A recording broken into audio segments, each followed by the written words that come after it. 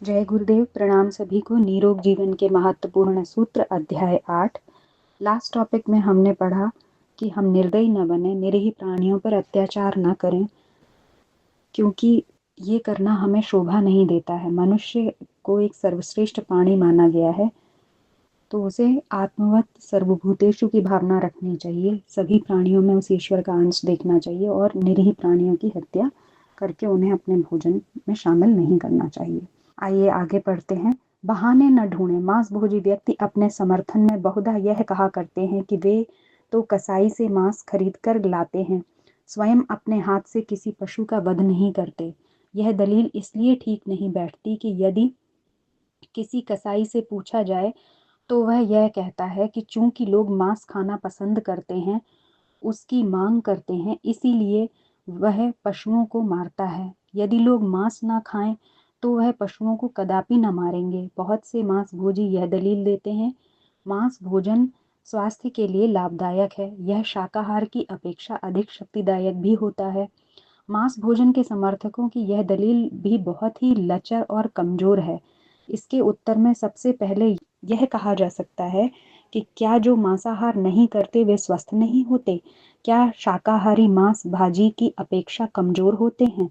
ऐसा नहीं। मांस भोजन से शक्ति का विश्वास एक भ्रांत धारणा मात्र ही है। मांस भोजी अपने में जिस शक्ति का अनुभव करते हैं वह वास्तव में उनकी शारीरिक उत्तेजना मात्र ही होती है। मांस भोजी कोई काम बड़े वेग से प्रारंभ तो करता है, किंतु थोड़ी देर में ही थक जाता है। किसी काम को पूर्ण तन्मयता के साथ बहुत देर तक नहीं कर सकता। काम करने में उसकी मांसपेशियां बहुत शीघ्र गर्म हो जाती हैं, जिसके कारण वह शीघ्र ही शिथिल हो जाता है। मांसभोजी अपने मस्तिष्क में एक उत्तेजना, एक आवेश और एक रोष लेकर काम करता है। उसे कोई काम करने में वह सात्विक रुचि नहीं रहती, किसी काम के करने में जिसकी आवश्यकता होती है। मांस भोजी निश्चित रूप से कोई सूक्ष्म एवं कलापूर्ण कार्य नहीं कर सकता। वह अधिकतर स्थूल काम करने में ही सक्षम होता है। यह वास्तविक स्वास्थ्य का लक्षण नहीं है। यह वैज्ञानिक सत्य है।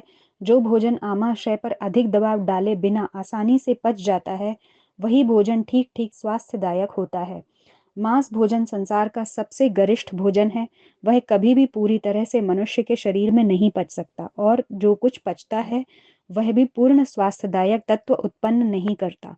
अपाच्य भोजन स्वास्थ्यदायक नहीं, अस्वास्थ्यकर भी होता है।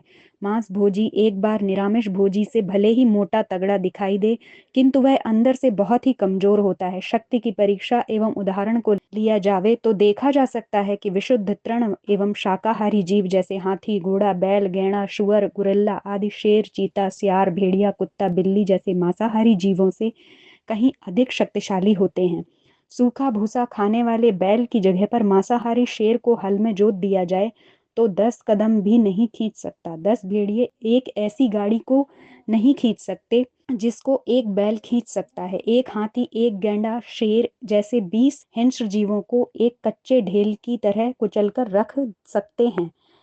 एक गुरिल्ला वृक्ष को हिलाकर रख देता है। एक लंगूर एक वृक्ष से दूसरे वृक्ष पर कूदते समय यदि चाहता है तो बिना किसी सहारे के आधे बीच से ही तड़प कर वापस आ सकता है।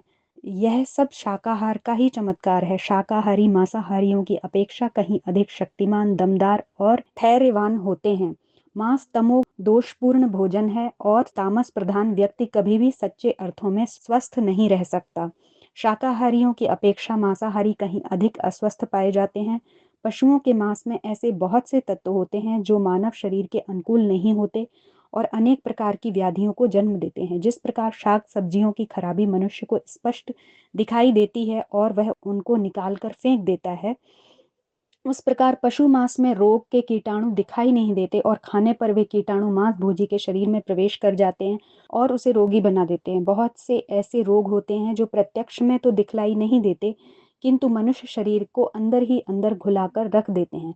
बहुत से बचपन के रोग जवानी में और जवानी के रोग बुढ़ापे में उभर कर मनुष्य की जिंदगी दूभर कर देते हैं। तो इस टॉपिक में हमें बताया गया कि हम बहाने न ढूंढें मांस खाने के, कि उन मांस से शक्ति मिलती है। कुछ लोगों का ऐसा मानना होता है, ऐसा कुछ भी नहीं है। शक्ति हमें शाकाहारी भोजन से भी मिल जाती है। बहुत सारे जीव जंतु जो शाकाहारी हैं वो मांसाहारियों की अपेक्षा अधिक बलवान हैं। चाहे बैल को ले लें, चाहे हाथी को ले लें, गोरिल्ला को ले लें, और उनकी बॉडी बहुत फ्लेक्सिबल भी है। भले ही वो दुबले पतले दिखाई देते हैं लेकिन वो ज़्यादा ताकतवर होते हैं, ज़्यादा फ्लेक्सिबल होते हैं। बहुत सारे रोग भी हमें हो जाते हैं मांसाहार करने से, क्योंकि वो हमारे शरीर में अच्छे से पचता नहीं है, क्योंकि मनुष्य का जो शरीर है वो शाकाहार के लिए ही बनाया गया है। तो आज के लिए इतना ही। जय गुरुदेव, प्रणाम सभी को।